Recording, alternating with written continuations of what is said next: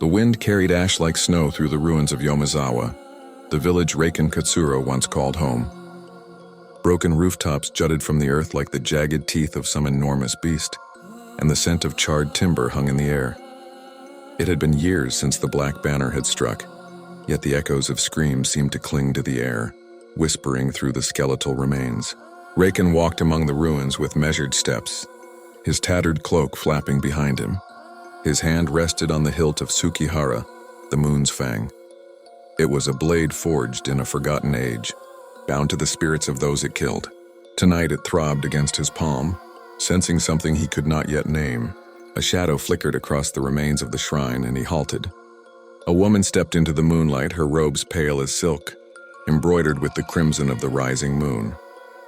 Her hair fell like a river of ink, and in her hand she carried a small flickering lantern. "You shouldn't be here," she said, her voice steady but soft like a bell in the wind. "I go where the past calls me," Reiken replied. His eyes, cold yet heavy with grief, studied her. "Who are you?" "I am Hana," she said. "I see what others cannot, and I see what follows you." Her gaze fell on the sword at his side. "That blade, it hungers and it whispers lies." Reiken's grip tightened. He had thought himself its master, but it seemed the sword had its own will. He had killed to survive, yet every strike left a scar on his soul, a void that no honor could fill. "They come," Hana whispered. "The dead, the ones who do not rest. When the red moon rises, they will rise with it. You cannot fight this alone."